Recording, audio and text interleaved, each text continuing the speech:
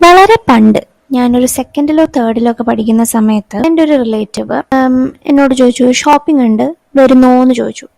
അപ്പം എനിക്ക് വളരെ എക്സൈറ്റ്മെൻ്റ് ആണ്. ഞങ്ങളങ്ങനെ പുറത്തൊന്നും പോകാറില്ലായിരുന്നു. അപ്പോൾ ഇങ്ങനെ റിലേറ്റീവ് വിളിച്ചപ്പോൾ എനിക്ക് വളരെ ഹാപ്പിയായി. അപ്പോൾ ഞാൻ അടിപൊളിയായിട്ട് ഡ്രസ്സൊക്കെ ചെയ്ത് ഷോപ്പിങ്ങിന് പോവാണ്.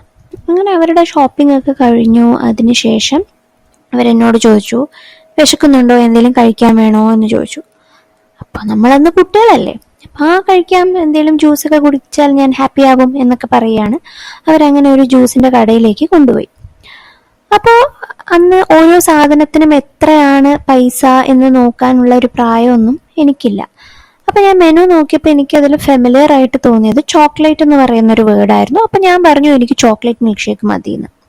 അപ്പം അങ്ങനെ ചോക്ലേറ്റ് മിൽക്ക് ഷേക്ക് മതി എന്ന് പറഞ്ഞു. അവരങ്ങനെ ചോക്ലേറ്റ് മിൽക്ക് ഷേക്ക് വാങ്ങിച്ചും തന്നു. ഞാനത് കുടിച്ചു, നല്ല ടേസ്റ്റ് ആയിരുന്നു. അപ്പം ഞാൻ ചോക്ലേറ്റ് മിൽക്ക് ഷേക്ക് ഒക്കെ കുടിച്ച് വളരെ ഹാപ്പി ആയിട്ട് തിരിച്ച് കാറിൽ കയറുകയാണ്.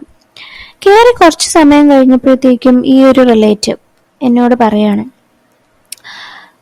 നീ ഓർഡർ ചെയ്തത് ചോക്ലേറ്റ് മിൽക്ക് ഷേക്ക് ആണല്ലോ, അതിന് 40 രൂപയാണ് വില. ഞങ്ങളൊക്കെ വാനില മിൽക്ക് ഷേക്കാണ് കുടിച്ചത്, അതിന് 20 രൂപയേ ഉള്ളൂ. ഇതിന് 40 രൂപ ഉണ്ടല്ലേ എന്നൊക്കെ.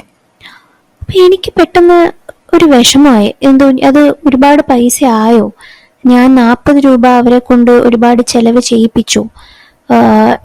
അങ്ങനത്തെ ഒക്കെ കുറേ തോട്ട്സ് എൻ്റെ മനസ്സിൽ അന്ന്. ഞാൻ വളരെ ചെറിയ കുട്ടിയാണെങ്കിൽ പോലും എനിക്കതെന്തോ ആ വാക്ക് ഭയങ്കരമായിട്ട് വിഷമമാക്കി. പക്ഷെ ഞാൻ അതൊന്ന് വീട്ടിലൊന്നും വന്ന് പറഞ്ഞില്ല. പക്ഷെ പെട്ടെന്ന് മറക്കുന്ന ഒരു പ്രായമായതുകൊണ്ട് അത് മറന്നത് അത് അങ്ങനെ പോയി. പക്ഷെ സ്റ്റിൽ ഇന്ന് ആ ഇൻസിഡന്റ് കഴിഞ്ഞിട്ട് ഒരുപാട് വർഷങ്ങളായി, 10-15 വർഷങ്ങൾക്ക് ശേഷമാണ് ഞാൻ ഈ കഥ പറയുന്നത്. അപ്പോൾ അത് ഒരുപാട് വർഷങ്ങൾക്ക് ശേഷം ഞാൻ ഇന്നത് ഓർത്തിരിക്കുന്നു എങ്കിൽ അതെവിടെയോ എന്നെ അത്രമാത്രം സങ്കടപ്പെടുത്തി എന്നുള്ളതാണ്.